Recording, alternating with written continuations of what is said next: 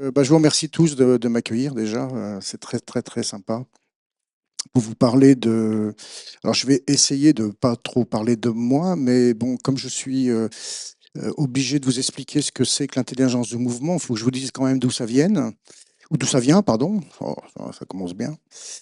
Heu, En fait, il y a qu'une chose que j'ai voulu faire dans ma vie, c'est du cyclisme. Quand j'avais, 10 ans, j'étais très doué dans tous les sports et particulièrement dans le vélo. Et puis, c'est quelque chose qui s'est arrêté brutalement à 22 ans.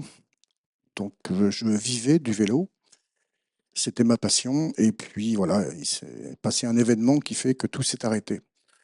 Une décision que j'ai prise, sachant que cette décision, je la connaissais déjà depuis longtemps. Je savais qu'un jour, je raccrocherais le vélo, que ça serait définitivement terminé. En général, c'est très rare, les gens qui ont fait du vélo continuent de faire du vélo et moi, je ne sais pas pourquoi, mais je savais que de toute façon, ça s'arrêterait.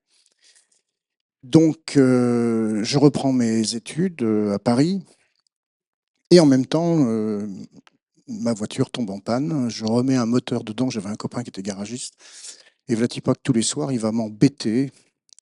Il me dit, bah, il y a un professeur d'arts martiaux qui arrive là et moi, je veux reprendre, mais pas tout seul. Donc, je lui dis, écoute, moi, ça m'intéresse pas tes trucs. J'ai horreur de ça. Donc, et tous les soirs. Voilà, il va m'embêter avec ça. Et donc, jusqu'au moment où je lui dis, bah, tu vas voir que je vais là avec toi et tu vas voir que ce truc-là, ça m'intéresse pas. Et puis, bah, voilà, c'est toute l'histoire de ma vie après. C'est-à-dire que tout ce que je fais, je ne le veux pas. La porte s'est entrouverte de ça. Je peux pas vous dire aujourd'hui, j'ai su que c'était ça. Voilà. Je suis ressorti du premier cours, du deuxième, du cinquième, du dixième, et je ressortais 10 fois mieux que quand j'étais rentré. Pourtant, je travaillais pas mal. Et un jour, je m'aperçois que je suis pas tout seul, tout le monde. Et là, évidemment, mon cerveau se met en route et dit, mais qu'est-ce qui se passe dans ce bon sang de cours pour qu'on soit aussi bien quand on sort? Voilà. Et j'ai fait une thèse qui se termine maintenant, là, 35 ans après, enfin plus que ça, même 42 ans après, sur la réunification des médecines occidentales et orientales. Pourquoi 42 ans? Parce que, en fait, il a fallu que je fasse de la biochimie, de la biophysique et de la physique, et de l'astrophysique. Parce que sinon, on ne peut pas aller chercher les choses telles qu'on voudrait les chercher. Voilà. Donc là, vous avez une image que je vous ai mise qui est très importante pour une autre raison, c'est que on est à genoux, d'accord? Position en voie de disparition. Qu'on soit bien clair, l'humilité ne fait plus partie de ce monde, et même dans les arts martiaux. Alors, oh, bon, je vais passer rapidement. L'espérance, pour moi, c'est un mot important. J'ai été surpris d'ailleurs avec Jean-Michel de trouver qu'en Vendée, vous aviez une disposition à l'espérance qu'on ne retrouve pas beaucoup ailleurs. Grande, ouais, ouais. Non, mais c'est vrai, c'est vrai. Un nouvel armorique. Ouais. Bon, voilà. Alors, on fait des ateliers de l'intelligence du mouvement. Ça fait maintenant 43 ans que je pratique. Et donc, j'ai donné des stages dans pratiquement toutes les villes de France sur ce que je vais vous expliquer après. Donc, on travaille beaucoup. Alors, non coupable, parce que, en fait, le professeur doit enseigner d'une certaine façon. Et surtout, quand quelqu'un n'arrive pas à faire un mouvement, il faut surtout faire très attention de ne pas le rendre coupable de son handicap. Parce que de toute façon, nous sommes tous handicapés du mouvement, même moi, je vous rassure. Il n'y a pas de problème là-dessus. Voilà, vous pouvez me prendre en défaut très vite. Donc les rythmes extérieurs et nos rythmes intérieurs, comment on les accorde, et puis les lois humaines et les lois de l'univers. Hein. D'où venons-nous? Qu'est-ce que c'est que cette histoire? Donc notre corps, on va passer vite là-dessus, est un vrai laboratoire de recherche en fait. Hein. C'est pas la peine d'aller chercher des trucs alambiqués. Bon, on est né d'une force nucléaire qui n'a pas changé depuis le début. Pas une seule miette n'a changé. Quand on parle d'énergie, il faut faire très attention, il faut savoir de quoi on parle. Donc tout va deux par deux pour créer un troisième assemblage. Donc c'est pour ça que la loi, c'est 1 plus 1 égale 3. La loi de la physique, 1 plus 1 égale 3. D'un homme et d'une femme naît un enfant. D'un courant chaud, humide, qui rencontre un courant froid, sec, c'est pression, dépression. Force centrifuge, force centripète, accélération, décélération, naissance de l'œil du cyclone. C'est là où les astrophysiciens ont cherché depuis maintenant plus de 60 ans. On ne parlera pas d'Einstein parce que c'est un pur génie. Hein, les gens ne connaissent pas trop l'histoire d'Einstein d'ailleurs, mais imaginez ce type dans les années. Alors, il faut savoir qu'entre 1900 et 1930, les plus grands physiciens au monde sont nés là, en fait. Les recherches ont vraiment été particulières. Ils vont chercher des équations à n'en plus finir. Là, vous voyez, il va rentrer dans une pièce qui est à peu près semblable à celle-ci, un peu plus grande, avec des tableaux partout, des équations partout. C'est en Angleterre. Lui, il va arriver. Ça doit être en 1912 ou 14, je ne sais plus. Et donc, il va tout effacer. Et il va écrire E égale MC2. Messieurs, au revoir. Un pur génie. Donc, la force du vivant, c'est 1 plus 1 égale 3. Tout fonctionne de deux choses opposées qui vont se rencontrer, qui vont créer quelque chose. Toujours. Ça ne fonctionne que comme ça. Donc, le mouvement que l'on fait, en fait, nous, dans les arts martiaux traditionnels, ce qu'on appelle le budo, c'est exactement ça. Si on ne fait pas ça, il n'y a rien qui se passe. Donc, tout fonctionne par un mariage de confiance entre deux éléments qui se rencontrent, et de cette rencontre vient naître un troisième élément, la vie. Chez nous, rien n'est droit, mais tout est de travers. Comme disait Coluche, un avocat, c'est 5 ans de droit, tout le reste de travers. Mais le sang est en vrille, hein, il ne coule pas comme ça, il fait un espèce de vortex, et tout fonctionne en fait en vortex. L'eau, quand elle tombe des arbres, l'humidité, elle va en fait rencontrer le spore du champignon, qui lui est dans un vortex opposé. En fait, le spore du champignon, il est hydrophobe. Il va monter au-dessus du chapeau en suspension, dès que l'humidité arrive. Il est dans un sens du vortex et l'eau qui va tomber dans l'autre sens. Et le spore qui est hydrophobe devient hydrophile. Mystère de la vie. Ouais. Ah, c'est un sport de niveau. Très bien. Voilà. Et ça crée les nuages. Et donc au début, sur les montagnes qui étaient ici, puisque la Vendée, la Bretagne était une montagne de, je crois, de plus de 8500 mètres, je crois, hein, 11 000 mètres, 12 000 mètres, qui dit mieux. Et donc l'érosion a fait que ça fait aujourd'hui la Vendée avec des millions d'années et la Bretagne. Mais en fait, il n'arrêtait pas de pleuvoir parce qu'il y avait des champignons partout, mais il n'y avait pas de limaces. Et c'est l'arrivée des limaces qui bouffaient les champignons qui ont fait qu'il y a eu une régulation des cycles de l'eau. Il y a 7 cycles de l'eau. Je ne peux pas en parler aujourd'hui, mais c'est quelque chose à bien comprendre. Voilà. Alors, ça j'aime bien cette phrase d'Einstein, hein, je le croirai quand je le verrai ou je le verrai quand je le croirai. Et lui, il va dire Dieu ne joue pas au dé. Il veut dire que par là qu'il y a une précision, un mystère de la création. Et je suis d'accord avec lui, oui, parce que franchement, je pense que ce mystère, on ne le connaîtra jamais en tant que vivant. C'est tellement précis, ça nous dépasse complètement. Voilà, donc on est dans quelque chose d'immense qui nous échappe complètement, avec les liaisons chimiques, etc. Naissance du mouvement, donc le mouvement est venu d'une intention de créer la vie. Pourquoi? Parce que le zéro de Planck, c'est 0,330, puis un petit 1. Et ce petit 1, il nous embête, parce que ça veut dire qu'il y avait quelque chose avant. Donc il y a une naissance. Alors pourquoi nous on appelle ça l'intention? Parce qu'en fait, nous ne vivons que d'intention. On a l'intention d'aller à l'école, on a l'intention de quitter nos parents, on a l'intention d'aller travailler. On ne fait que ça, en fait. Alors bonne ou mauvaise après, ça c'est autre chose. C'est le discernement. Donc on a un mouvement de milliards d'années de vie sur Terre qui fait que nous sommes nés tous ici de la même façon, en fait. Nous avons quelque part une identité céleste qu'on a oubliée. Là, on est tous égaux, puisqu'on on vient tous du même endroit. On est tous égaux, là. Pas sur Terre, parce que sur Terre, il y a la génétique. Et c'est là où le travail commence. Et le travail doit se relier entre cette force céleste qui fait de nous ce qu'on est aujourd'hui et cette force terrestre qui est l'attraction. Voilà, j'en dirai pas plus aujourd'hui, mais c'est très intéressant à développer. Donc l'eau crée le mouvement, hein, et imprime le mouvement de deux molécules que vous connaissez, hydrogène et puis l'oxygène.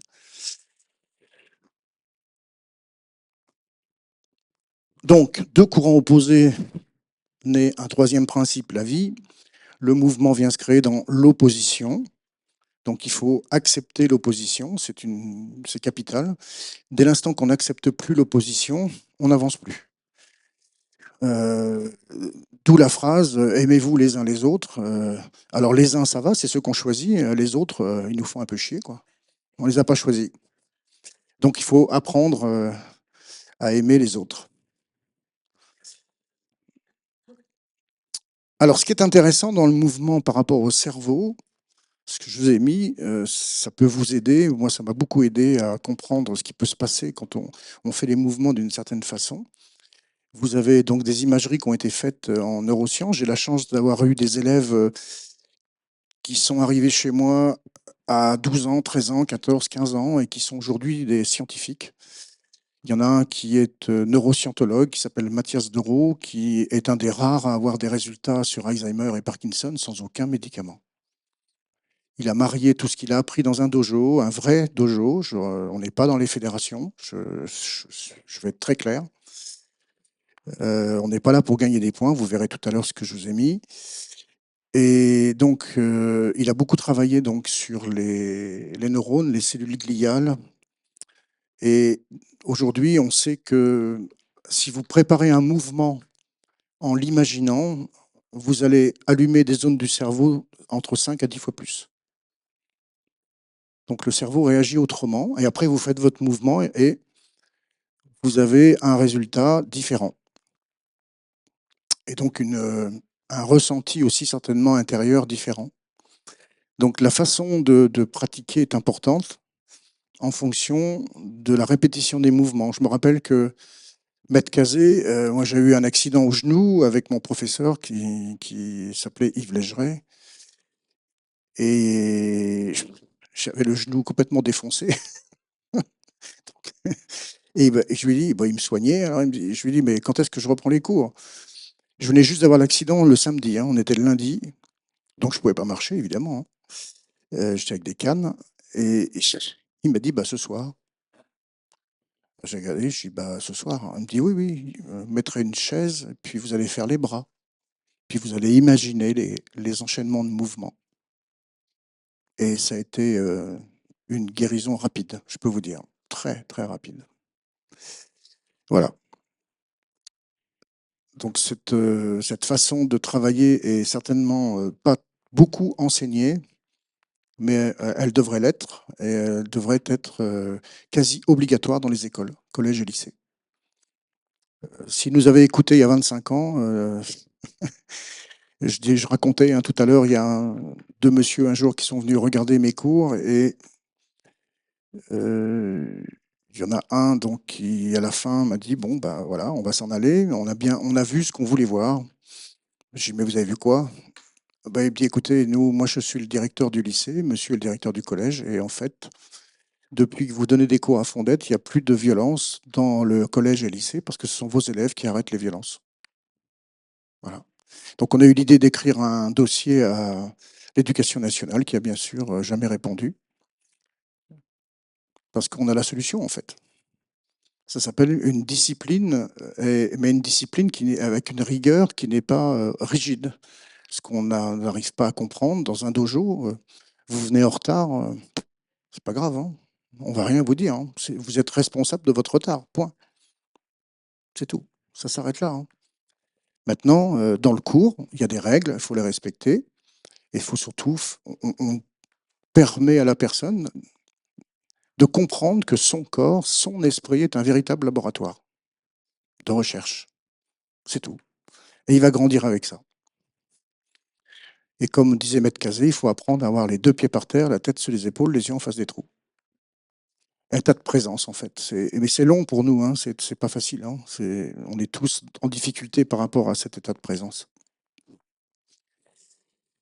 Donc la neurogénèse, c'est l'activité physique permet-elle de créer des nouveaux neurones? Oui, en fait. Les résultats aujourd'hui dendritiques sur les axones sont assez impressionnants. Il y a des axones qui disparaissent et par le mouvement, vous avez des dendritiques qui réapparaissent. Je n'ai pas l'imagerie ici. Un jour, peut-être que Mathias viendra vous montrer. Les doyens ont été très étonnés de son travail. Donc, c'est quelque chose d'assez remarquable. On peut vraiment, par le mouvement et par ce qu'on appelle chez nous la division d'attention du cerveau droit et gauche, ce qui est un petit peu pas vrai, mais on le résume comme ça, peut vraiment aider à ne pas perdre la mémoire. Et puis lui, il a d'autres techniques hein, très très intéressantes. En général, il prend les gens une semaine chez lui et complète. Et au bout d'une semaine, les résultats sont assez incroyables. Donc bidirectionnel, parce que donc effectivement, donc comment nos muscles communiquent-ils avec notre cerveau? Donc il y a des éléments qui communiquent avec le cerveau. Le muscle est donc très important. Comment éviter de se faire mal? Donc on appelle ça, donc quand les muscles se contractent, on appelle ça des myokines. Donc une fois arrivés dans le cerveau, ces molécules stimulent les cellules du cerveau afin de produire un type de protéine appelée neurotrophine. Donc ça va aider à la communication entre les neurones, à la protection du neurone, la formation de nouveaux neurones, donc par l'apparition des dendritiques.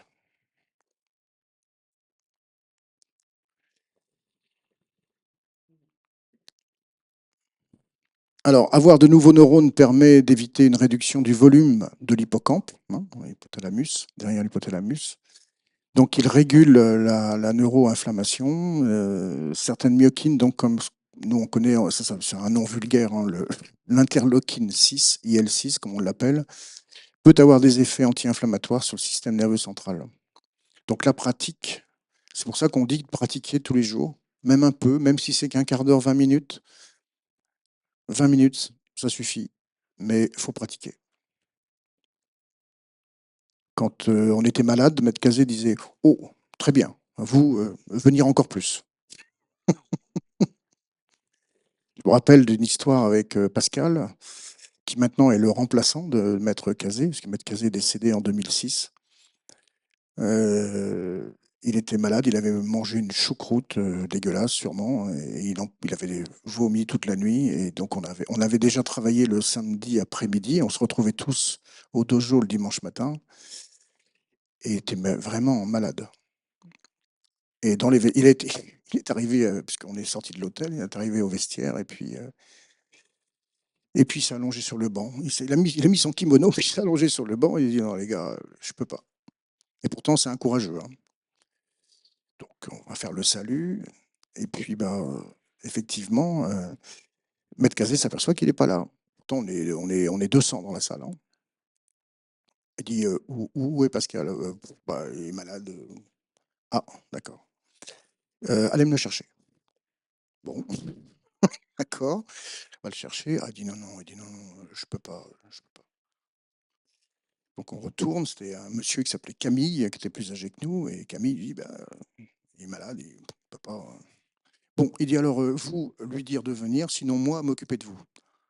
Alors là, on a dit bon, alors tu te démerdes comme tu veux, tu rampes, mais tu viens.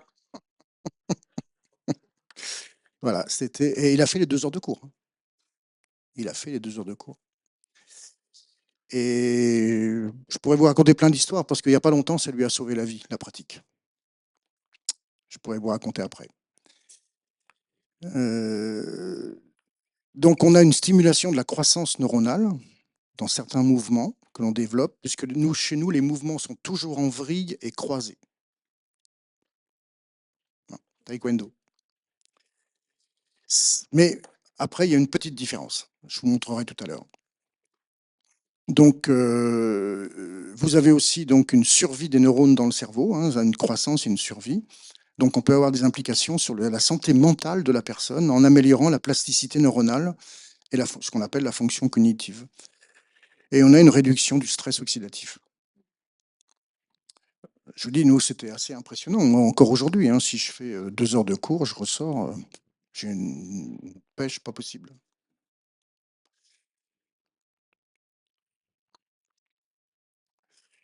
Alors, la réalisation d'un mouvement volontaire du corps requiert sa planification au préalable. Donc ça, c'est la pensée, hein, avec de nombreuses régions cérébrales qui vont se mettre en fonction. Donc les synapses, il y a le contact entre les neurones, toujours en mouvement.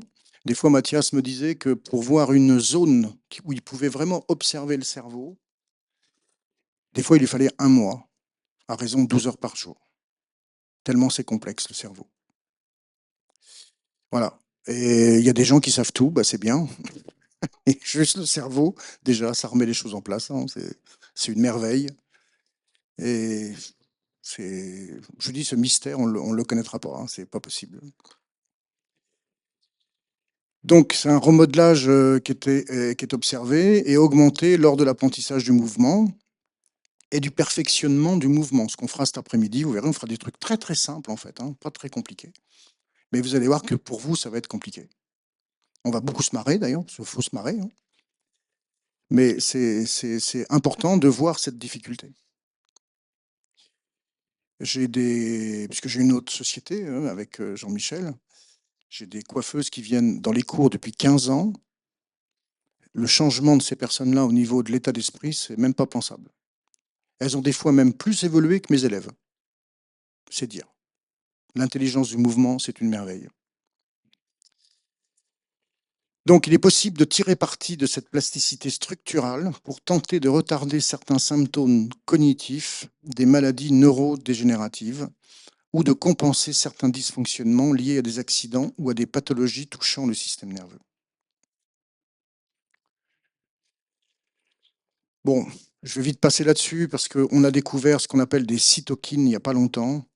C'est des messagers intercellulaires sécrétés par les cellules en réponse à un signal, donc qui travaillent beaucoup avec le cerveau et qui sont anti-inflammatoires et qui développent des activités neuronales.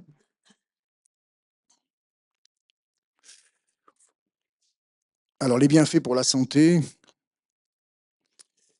donc l'irisine qui est dérivée des cytokines augmente la dépense énergétique dans le myocarde, donc vous avez un intérêt sur le système cardiaque et le rythme métabolique pour empêcher l'accumulation des cellules inflammatoires. Elle aide également l'élongation ce qu'on appelle les télomères dans les cellules qui jouent un rôle de protection contre les maladies et le vieillissement. Et pour le cerveau, donc, lors des tests d'endurance qu'on a fait avec des souris, donc, les chercheurs ont établi que l'irisine libérée par l'activité physique aide la synthèse du facteur BDNF, un Brain Derived Factor, où on a des résultats qui sont essentiels sur la survie, sur la croissance également et la différenciation des neurones. Et puis, évidemment, Mathias, lui, cherche à faire des précisions sur des mouvements pour la maladie d'Alzheimer. Pour vous donner une petite idée, quand une personne arrive chez lui, il passe une première journée chez lui à discuter avec la personne, il lui fait connaître sa maison, et à la fin, il a une liste de 20 mots, le frigo, le crayon, le truc, le machin. Donc la personne regarde la liste et le lendemain, il lui dit: «Qu'est-ce que vous avez retenu comme mot?» En général, quelqu'un qui a Alzheimer, c'est entre 0 et 5 mots. Au bout d'une semaine, il refait la même chose, avec tout le travail qu'il a fait. Les personnes retiennent entre 15 à 18 mots. Vous voyez un petit peu les résultats qu'il peut avoir sans aucun médicament. D'ailleurs, il peste contre les neurologues, hein.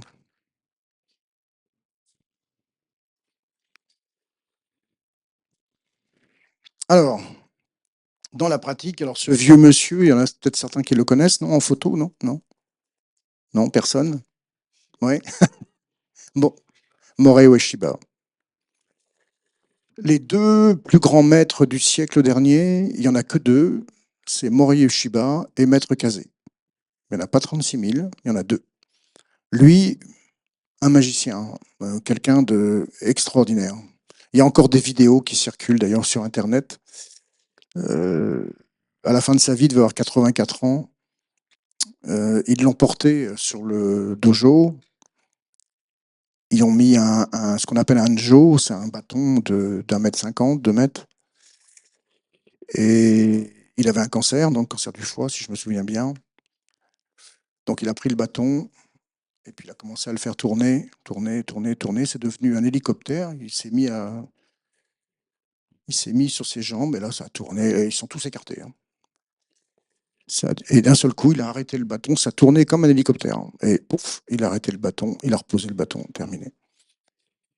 C'est un monsieur exceptionnel. Sur l'énergie, il disait toujours, quand on lui disait les Américains sont venus, parce que évidemment ils avaient entendu parler de lui, et puis mince, il s'est payé 10 GI. Morishima devait m'arriver là, à peu près, hein. C'est tout petit, hein. Je crois, il devait faire 1,58 m, comme ça. Non mais c'est vrai, hein, donc les DJI ont volé, bien évidemment, hein, des mecs de 100 kilos, 90 kilos, ils ont pas rien pu faire contre lui. Et donc, évidemment, ils ont voulu connaître son art. Donc, il a dit, mais comment vous arrivez à faire ça? Et lui, il a répondu, je fais un avec Dieu. Allez, partez avec ça. Et donc, le petit bonhomme que vous voyez là, c'est Maître Kazé. Donc, on l'apparente beaucoup à l'esprit des chevaliers, en fait. C'est quelqu'un qui avait une noblesse d'esprit absolument extraordinaire. Un grand, grand professeur, un grand maître. Comme je disais ce matin, des maîtres, il n'y en a pas beaucoup. Il y en a beaucoup qui se font appeler, mais c'est bien. Ils n'ont pas beaucoup d'humilité, parce qu'un vrai maître, c'est bien autre chose. Donc, un état d'esprit des chevaliers, puisque il y a une noblesse d'esprit dans le sens où l'art martial, c'est apprendre à sauver sa vie et sauver celle de l'agresseur. C'est pas détruire, c'est construire. C'est très important. Parce que sinon, ce qu'on nous met dans les mains, c'est apprendre tous les points mortels d'un corps. Et si on n'a pas un enseignement de philosophie derrière et de sagesse, bah, ça devient très dangereux. Donc l'enseignement, c'est de dire attention, tel point, parce que c'est assez puissant et c'est assez rapide, on va dire. Mais ça veut dire qu'il faut apprendre à l'élève que s'il peut utiliser ça, ça veut dire que lui aussi, il est fragile, pareil que l'autre. Voilà. Et donc on permet de vivre, mais pas le reste. Il y a 3 niveaux dans les arts martiaux traditionnels. Il n'y en a pas 36 000, il y en a 3. Le premier, c'est apprendre à se défendre. Donc là, il y a combat, parce qu'on ne peut pas faire autrement, on n'est pas assez aguerri, on va essayer de faire attention, mais c'est comme ça. Le deuxième niveau, c'est qu'on maîtrise l'adversaire, qui n'est plus un adversaire, qui devient un partenaire. Donc on va maîtriser le combat. S'il faut y aller, ben on va y aller, mais on va maîtriser, en lui disant ça serait bien qu'on arrête là. Et puis le troisième niveau, c'est rien que par la présence, rien ne se passe. La personne va comprendre que c'est pas la peine. Il va comprendre qu'il y a quelque chose qui n'est pas net, qu'il n'a pas l'habitude de rencontrer et que là, c'est. Voilà. Soit il part, soit il entame une discussion, mais en général, ça s'arrête là très très vite. Maître Kazé l'avait fait à New York. On n'avait pas compris, nous on était dans les. Voilà. Il y avait un champion du monde de je ne sais plus quoi qui l'avait défié. Et donc, ils se sont mis en position de combat. Ça a duré 30 secondes. L'autre a fait demi-tour, il est parti. Puis un jour à Paris, moi j'y étais pas, mais il y avait Camille, il avait posé la question à Camille.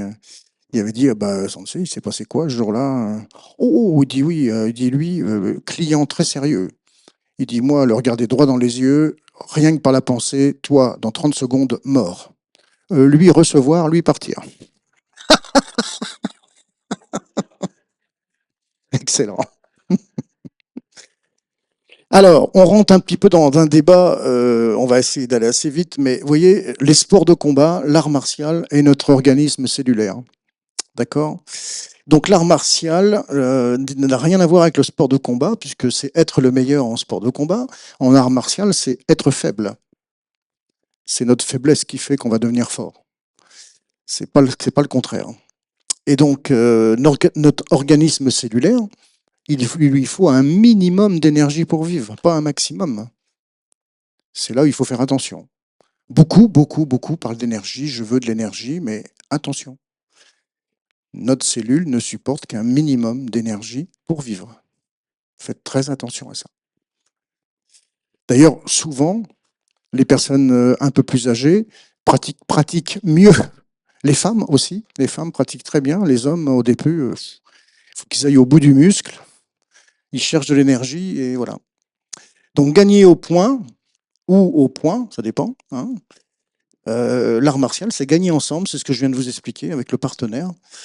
Et donc les cellules, c'est sans un espace-temps précis, la vie n'aurait pas pu naître. Hein. Les éléments créent la vie avec un espace idéal et un temps idéal. Donc grimper vite les échelons, alors ça chez nous c'est très fort, enfin en Europe, hein, même au monde maintenant ils ont des ceintures rouges avec du blanc, on appelle ça les ceintures garde barrière, passage de niveau.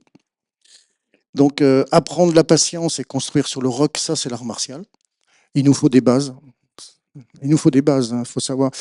Avec mon professeur, pendant 4 ans, on a réappris à marcher. Je ne sais pas si vous voyez, on savait pertinemment le lundi et le jeudi ce qu'on allait faire pendant 1 heure à marcher, c'est tout. Donc nos cellules ont une mission qui s'appuie sur une intention de vie à long terme. Hein. Donc négliger la technique et s'appliquer sur une seule technique gagnante, c'est le sport de combat aujourd'hui. Alors je ne parle pas du MMA parce que voilà, moi j'interdirais même ça directement. Hein. C'est une catastrophe. Donc apprendre toutes les techniques inlassablement pour ne faire qu'un entre corps et esprit. Chez nous, vous avez 28 enchaînements de mouvements, à peu près à 80 mouvements, qu'on peut faire de 6 façons différentes. Comptez un petit peu le nombre de mouvements. C'est énorme. Hein. Ça, c'est du mètre casé tout craché. Hein. Donc toutes les cellules sont interdépendantes des autres et sont au service de la vie. Pour cela, elles ne négligent rien et participent au tout. Sport de combat, ne croire qu'en ses possibilités pour gagner. L'autre, c'est refuser le combat contre l'autre, mais combattre sa propre bêtise, ses convictions et certitudes qui sont étrangers et destructrices pour la vie. Avoir un but sans la vision, c'est le sport de combat. Avoir la vision qui amène au but. Et encore, s'il y en a un, c'est le chemin qui compte. Hein. Donc nos cellules sont aveugles, mais elles sont portées avant tout par l'information du vivant et son projet. On a une information capitale. Hein. Il y a l'ADN, mais au fond de l'ADN, il y a une information. Se centrer sur soi-même, l'art martial, c'est se décentrer de soi-même pour entrer dans la relation. Alors ça, c'est très important. Parce que là, ce qu'on voit même dans les arts martiaux, même dans le yoga, c'est se centrer sans arrêt sur soi, moi, moi, moi, moi, moi, moi. Moi, je, c'est l'ego. Hein. Oui, mais c'est le mental. Et souvent, ça fait oui, mais moi, je. Et le cœur, il parle comment, lui? Allez, je vous pose une question. Le cœur, il dit je suis. Réponse à Moïse sur la montagne. Je suis celui qui est. Mystère total. Mais quelle humilité. Et là, je vous parle pas de. Quand je parle de ça, moi, je parle pas de religion, hein, jamais. Je décortique les choses une par une et je regarde vraiment ce qu'il y a derrière en profondeur. C'est très important. Aimer le combat contre l'autre, alors que l'art martial, c'est apprendre à aimer l'autre, faire sentir la présence, le calme et la paix. Là, vraiment, le professeur qui enseigne, c'est très important. Hein. Il ne doit pas faire voir ce qu'il sait faire, il doit accompagner l'autre. Et ne pas se sentir plus fort que parce qu'il a une technique, parce que moi, ça fait 43 ans que je pratique. Bah, dans ma pratique, oui, mais la personne qui est en face de moi, elle sait des choses que je ne sais pas. Et peut-être que même elle va trouver des choses dans le mouvement que moi, je n'ai même pas trouvé. Faut jamais oublier ça. Donc nos cellules ne vivent que par les pensées d'amour positives, en fait. Si on est négatif, on sait ce que ça donne aujourd'hui. J'ai entendu Philippe de Villiers, chez vous, il n'y a pas longtemps, quand il a eu son cancer. Il explique il dit à sa femme, il dit, voilà, j'ai un cancer. Et une fois qu'il lui a expliqué, il lui a dit, maintenant, cancer, à nous deux. Il y a une volonté, et cette volonté doit être vraiment portée par des actes où on aime ce qu'on est à l'intérieur. Le souffle nous traverse, il ne nous appartient pas, mais on doit l'aimer, ce souffle. Et je ne suis pas trop pour les techniques respiratoires, je vous le dis. Parce que le mental a quelque chose de particulier, c'est qu'il récupère absolument tout. Tout, tout, tout. Dès l'instant que vous allez prendre une position, le mental sait ce que vous allez faire. Donc il va se mettre en position. Alors que la division d'attention, on ne fait jamais la même chose exprès. Et les arts martiaux traditionnels, budo, pareil, jamais la même chose. On change tout, les ordres de mouvement. Ce qui fait que les gens sont obligés de se reconcentrer. Sinon, ça devient une habitude. Et le mental, il vous accompagne tranquillement. C'est lui le chef. C'est pas l'état d'esprit le chef. Et c'est dommage. Parce que c'est l'inverse qu'il faut faire. Sport de combat, bah voilà, se croire quelqu'un qu'on n'est pas. Hein. On est champion du monde, on est champion ceci, on est voilà. L'art martial, c'est chercher son identité en servant les autres. Et les cellules, c'est servir et donner encore. Elles sont à notre service, hein, faut pas l'oublier. Comptabiliser les victoires et défaites, grandir par la victoire de l'humilité et la satisfaction que l'autre a grandi par la foi. La foi dans nos cellules, la foi dans notre corps, dans nos muscles, dans tout ce qui fonctionne pour nous. Donc, petite ou grande cellule n'est pas important, elles participent tous au maintien de la vie. La division d'attention, bah, je vous en ai un petit peu parlé. Ceux qui voudront cet après-midi, on pourra travailler. Alors, j'adore cette phrase parce que c'est une phrase de beaucoup d'humilité qui fait réfléchir, qui m'a fait réfléchir. Mûrir ou pourrir, il faut choisir. Comment avancer sur le chemin de la vie. Donc, rééquilibrer ces deux cerveaux. Hein. Bon, c'est une façon de parler, bien sûr. À l'intérieur, ça ne marche pas comme ça, mais c'est très important. Donc, découvrir sa propre violence sous toutes ses formes. Voilà. Parce que je vois des gens aujourd'hui, même en politique, je rencontre qui parlent de violence. Ils ne savent pas du tout de quoi ils parlent aujourd'hui, mais vous ne savez pas de quoi vous parlez. Hein. Du tout. Donc, développer les connaissances, maîtriser sa peur. Quelqu'un qui pratique depuis longtemps, pour le faire bouger de la peur, vous avez intérêt d'y aller. Hein. En général, il tient debout. Hein. Donc, on choisit, nous, les choses par rapport à l'environnement, c'est-à-dire que les gens qui sont autour de nous, la nature, comment fonctionne la nature, donc la peur. Voilà, on a peut-être, comme tout le monde, la peur de souffrir, mais la peur de mourir, pas terrible. C'est pas quelque chose qui nous bouge beaucoup, ça. Peur de souffrir comme tout le monde, ça c'est sûr. Ne pas avoir des idées sur tout et surtout des idées. Hein. Arrêter de porter en soi les miasmes des autres, donc le mental. On se laisser entraîner par des choses. Quand vous rentrez dans un dojo, vous rentrez dans la salle, tous vos soucis restent dehors. On vous pensez plus qu'à la pratique, c'est tout. Le reste n'existe plus. Vous êtes là pour pratiquer. Alors, tout est dualité. Donc, l'identité et le couple, le territoire et l'espace-temps, la parole et la sagesse, papa, maman, l'enfant et la création, l'œuvre et les goûts. Ça, c'est un schéma que j'ai fait dans la thèse, en fait, qui vous montre, en fait, je sais pas si c'est, voilà, c'est ça, qui vous montre ici, là, l'identité, en face, vous avez le couple. C'est-à-dire que là, on est seul. Si on doit apprendre, il faut être deux. Tout est dualité, en fait. Et si l'autre n'est pas là, on ne peut pas apprendre. Si on est confondu simplement dans sa propre identité, on ne va pas aller très loin. On a la gestion du territoire. Donc, gérer son territoire, c'est gérer ses cellules, gérer comment je m'alimente, comment je mange, comment je dors, comment je fais respecter mon territoire chez moi, ma maison, mon terrain, mon travail, mon poste au travail. Mais en face, vous avez le cadre. Et c'est le cadre de l'espace-temps. Comment je gère l'espace-temps entre vie et mort. C'est l'espace-temps qui nous est donné. On a un certain temps, comme le flux du canon, pour refroidir. Le verbe, j'apprends à parler. Alors là, si on prend les politiques qui sont complètement là-dedans, hein, ah bah, ils apprennent à parler. Mais par contre, en face, c'est la sagesse. Ah, ça, ils l'ont pas. Hein. Ils en sont bien loin. Hein. On a des enfants qui gèrent la France. Bon, bref. Donc, père et mère, donc ça c'est vraiment important parce que là c'est surtout maman, puisqu'on vient naître ici avec l'eau du liquide amniotique. Et en face, donc, c'est le père spirituel. Le papa doit devenir une personne qui enseigne à l'enfant qu'est-ce qui se passe à l'extérieur et comment il va gérer l'extérieur. Comment il va pouvoir apprendre à discerner les dangers et les points positifs.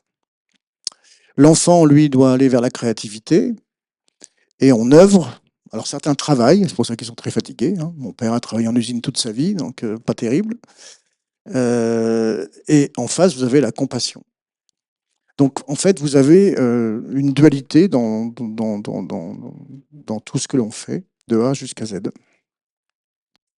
Je ne rentre pas dans les détails parce que on passe à peu près sur l'identité et le couple, on passe à peu près une journée en explication et en travail. Mais ce sera dans le... Oui, si vous voulez, oui.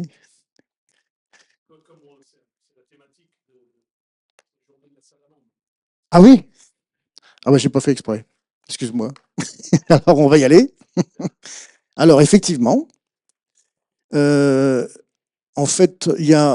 Alors c'est le résultat de ma thèse en fait, ça. Ouais, je suis obligé de le dire. Bon. En fait, vous avez les éléments internes, ça c'est la médecine chinoise, et vous avez les éléments externes, occidentaux. En fait, moi j'ai essayé de marier les deux pendant un certain bout de temps, et puis je me suis cassé les dents, évidemment, pendant 10 ans, jusqu'au moment où j'ai compris que, comme nous avons un milieu interne, nous avons le milieu externe, et qu'est-ce qui existe entre les deux? La peau. La peau qui a son propre domaine, défense immunitaire, anti-inflammatoire, et elle vit par son propre chef. Donc la peau est un... On a d'ailleurs, j'en ai parlé à Jean-Michel, un projet qui s'appelle La peau dans tous ses états, qui fait partie des prochains projets que je veux développer. Mais pas tout seul, parce qu'évidemment, il faut du monde autour de moi. Et donc, là, si vous voulez, l'identité, par exemple, là, en Occident, c'est le feu. On allume le feu. C'est la naissance du feu. Hein, d'accord? Le deuxième feu, c'est le feu de l'enfant. Le feu est allumé, c'est des flammes constantes. Il bouge sans arrêt, voilà, il a toujours la pêche. C'est l'enfant. Et puis, pardon. Et puis le dernier feu, c'est le feu des braises, la sagesse. On cuit les aliments pour manger. Ok? Je ne vais pas toutes les faire, mais si vous prenez l'eau, vous avez l'eau du liquide amniotique pour l'enfant. Puis vous avez l'eau de la rivière, donc il lui faut un cadre à la rivière, sinon elle s'étale partout, ça va être le choléra, la peste, tout ce que vous voudrez. Et puis si on met un cadre trop serré, ça va être un torrent, ça va tout dévaster sur son passage. Donc il faut un cadre équilibré, on va pas y arriver. Et puis l'eau de la mer, 12, celle qui a aussi qui amène à la compassion parce que et à l'humilité, parce que en fait, cette eau de mer, quand on prend du sérum de Quinton, on refait du sang. Tout simplement. Vous prenez du sérum de Quinton, vous faites ils faisaient ça à l'hôpital de Lyon d'ailleurs, et ils ont après été interdits, mais c'est une bonne solution, je trouve, pour travailler sur le sang, la qualité du sang. Donc, bon, je ne vais pas tout vous expliquer sur ce domaine parce que c'est vrai que l'océan, c'est 3 vagues successives. Vous avez la vague qui vous endort, vous avez la vague, vous avez lutté contre la vague. Elle arrive, elle est très forte, et puis vous avez la vague qui vous emporte. Voilà. Et puis la terre, donc le territoire, je choisis ma terre, j'achète ma terre, je cultive ma terre, et je récolte les fruits de ma terre. Si je ne récolte pas de fruits, c'est que j'ai un problème de semences. Ce qui se passe aujourd'hui, malheureusement, avec des agriculteurs. OK, voilà. Donc c'est vraiment cette réunion. Alors après, pour vous expliquer là où ça se passe, ici, en fait, vous avez les reins, et là, c'est la vessie, à l'intérieur. Donc l'eau, rein, vessie. Et en fait, dès l'instant que vous avez un problème de rein ou de vessie, vous avez un problème de territoire. Il y a quelque chose qui est là et qui n'est pas juste. Donc soit on vous a piétiné sur votre territoire, soit vous avez piétiné quelqu'un, mais il y a quelque chose qui n'est pas juste. Les coiffeuses qui font des cancers de la vessie, bah oui, elles ont utilisé, sans le savoir, des produits très, très, très nocifs. Et elles tombent malades. Voilà. Voilà un petit peu le cercle. Bon, il y a beaucoup, beaucoup à dire sur ce cercle. Les Amérindiens sont assez costauds là-dessus.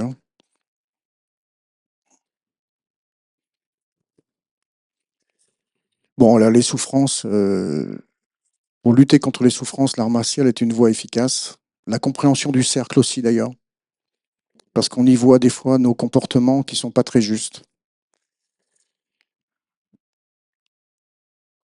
Donc, pour qu'elles soient efficaces, elles doivent être enseignées sans détour, sans culpabilité, avec sagesse et accompagnement total vers l'élève. Ça, c'est vraiment la marque du professeur.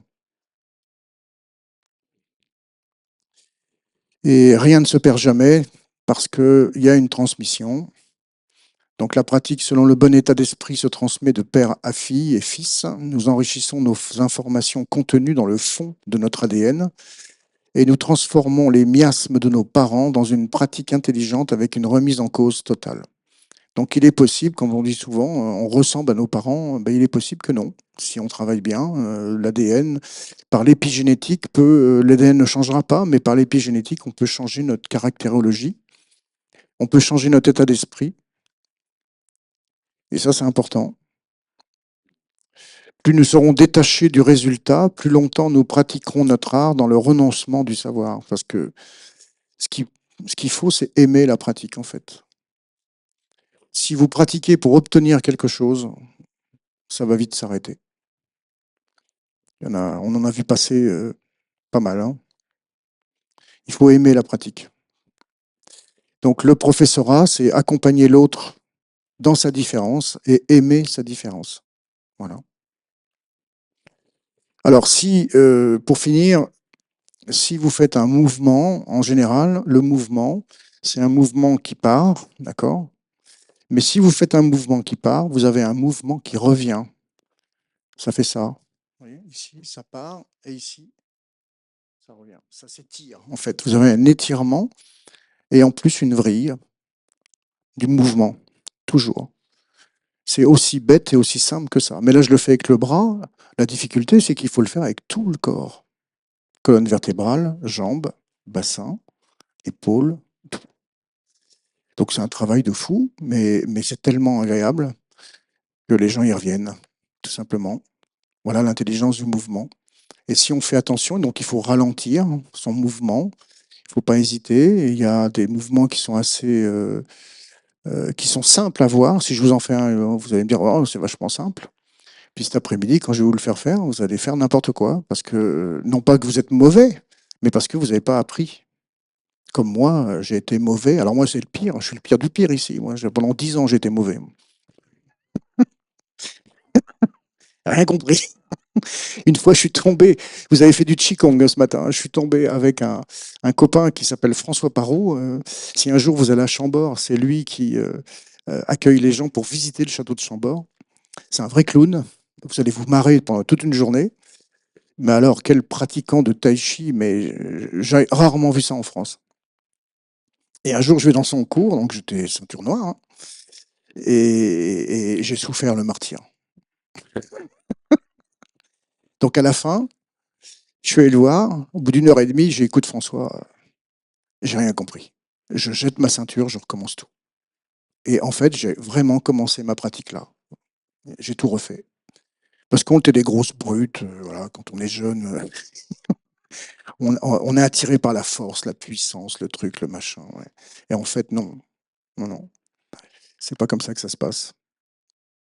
Voilà.